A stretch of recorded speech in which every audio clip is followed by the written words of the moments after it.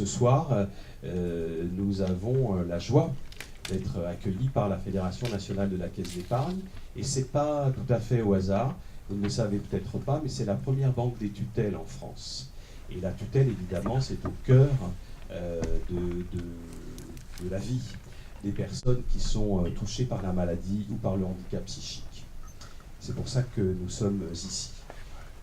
C'est un plaisir de vous accueillir. On est à la fois concerné par le sujet et en même temps on n'est pas des spécialistes. La maladie psychique n'est pas un axe aujourd'hui assumé, identifié comme tel dans l'engagement sociétal des caisses d'épargne. Pour autant, la question des aidants, évidemment, elle fait son apparition dans nos entreprises aujourd'hui. On a de plus en plus de collaborateurs qui sont mobilisés fortement pour aider un proche et un proche malade. Et donc on cherche à développer avec la direction des ressources humaines des dispositifs qui permettent de faciliter le quotidien de ces collaborateurs qui vont être amenés à aider des proches en souffrance, en difficulté, y compris liés à la maladie psychique. Il se trouve que historiquement, nous avons adressé la clientèle des personnes sous tutelle majeure protégée, ce qu'évoquait Didier, et nous sommes effectivement la banque d'un majeur protégé sur deux en France. Voilà rapidement un petit peu le spectre qui nous lie ce soir finalement à cette cause que vous cherchez à mettre en valeur, à identifier. Les éditos du Psychodon, c'est tout aussi un moment d'échange entre des experts du champ de la santé psychique et mentale, mais qui ne se connaissent pas toujours et qui ne travaillent pas toujours ensemble, qui sont dans cette thématique de l'accompagnement. Cette thématique de l'accompagnement de ce soir, elle est assez large puisqu'il s'agit d'une question: comment accompagner les malades psychiques, peut-être leurs familles, mais aussi les organisations, les associations. Nous avons développé toute une offre, toute une palette qui permet finalement d'apporter des réponses à toutes les étapes du parcours de vie de la personne et de pouvoir l'accompagner et soutenir ses aspirations, quels que soient ses choix de vie. Et donc effectivement nous travaillons toutes les dimensions qui soutiennent le rétablissement des personnes, c'est-à-dire l'accompagnement social, l'emploi, le logement, les relations sociales, etc. Et l'accompagnement, eh bien, il ne doit pas être déconnecté des besoins des personnes. Les personnes disaient, ce qui est le plus difficile pour nous, c'est d'avoir du lien social. Écouter le besoin de logement adapté. La demande des personnes, c'est d'avoir des logements comme tout le monde et d'avoir accès aux droits communs. Vivre dans un logement, c'est très difficile. Et donc, il faut les accompagnements qui permettent d'y vivre.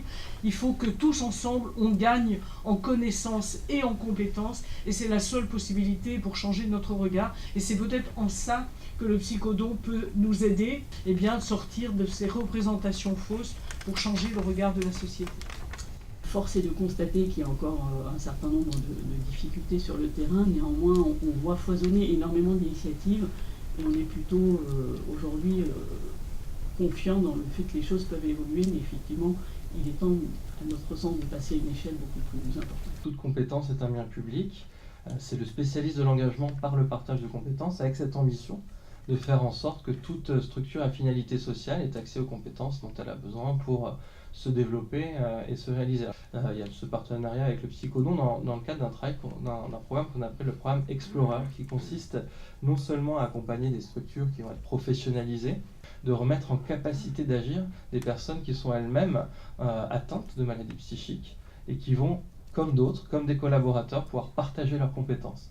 On porte cette conviction que la compétence, elle est partout, qu'elle appartient à tout le monde, qu'elle est certainement en effet dans les entreprises, mais qu'elle est aussi en veille dans notre société. La compétence des demandeurs d'emploi, la compétence des étudiants, des retraités, celle aussi des personnes qui sont atteintes de pathologies, quelles qu'elles soient, et qui ont beaucoup à apporter en termes de valeur et de production par l'activité, une activité bénévole souvent, pour ces grandes causes. Le point peut-être le plus important pour les délégations, c'est de savoir se communiquer au bon endroit, au bon moment et à la bonne personne. C'est vrai que ce partage de culture, ça nécessite souvent des longues périodes d'accompagnement, de travail. Et ça, souvent, on a besoin effectivement d'être aidé et ça pourrait être tout à fait intéressant à ce niveau-là. Effectivement, il y a des structures qui ont besoin d'être soutenues, presque plus, je dirais, dans leur structuration que dans leur projet. Comment est-ce qu'on pourrait faire appel peut-être à du pro bono pour aider à faire connaître plus facilement les acteurs qui pourraient accompagner ces structures? Un opérateur unique sur les questions de recherche, pour accompagner la recherche, vous en pensez quoi?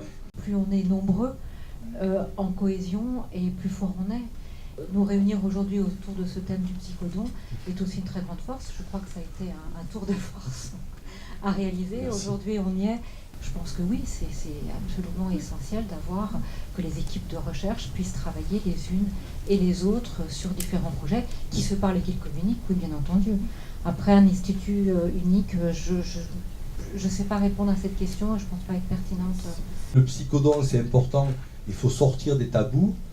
La recherche, c'est important d'en faire comme Denis Kerr, c'est important d'en faire comme fondamental. Je connais ce que je veux dire, oui des bipotes, oui de la formation comme vous en faites. Moi je fais des formations dans des GEM, au numérique, on pourra en discuter.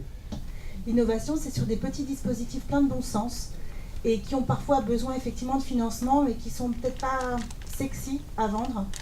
Nous, on a mis en place il y a 2 ans un dispositif qui s'appelle Cité bénévole.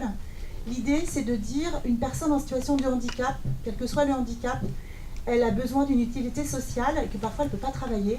Et que l'utilité sociale, eh bien, on l'a à travers le bénévolat. Et la personne accompagnée, elle est aussi porteuse de ce savoir-faire comme on a pu voir dans les vidéos. L'innovation, elle n'est pas que dans la recherche. Et je crois qu'au quotidien, l'ensemble des acteurs du médico-social cherchent cela, parfois avec des moyens très limités.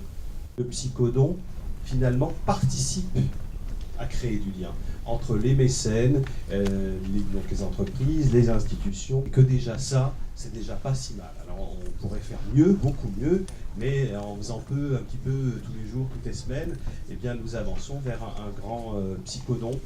Et c'est déjà une belle ambition. C'est une formidable occasion de fédérer l'ensemble des acteurs qui se rassemblent pour conjuguer leurs forces, leurs talents, leur champ d'expertise et pouvoir contribuer très largement à la déstigmatisation, à faire progresser les pratiques de l'accompagnement. Je voudrais effectivement peut-être penser l'accompagnement en termes de liens, en termes de les rétablir, mais en termes aussi de les promouvoir. Il est vraiment essentiel de penser ce lien.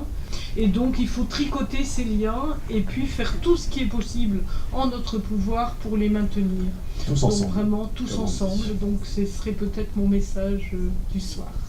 Plus effectivement on fédérera les initiatives et plus on arrivera à porter des messages et à être entendu et plus on arrivera à provoquer ce changement d'échelle qui pour le moment reste malheureusement encore un peu trop saupoudré peut-être sur le terrain et trop peu visible et des familles et des patients.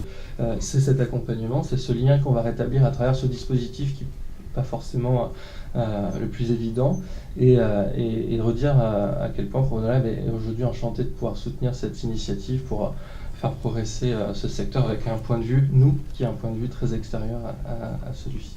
Je sens beaucoup d'énergie dans cette salle et auprès de toutes ces personnes que j'ai entendues.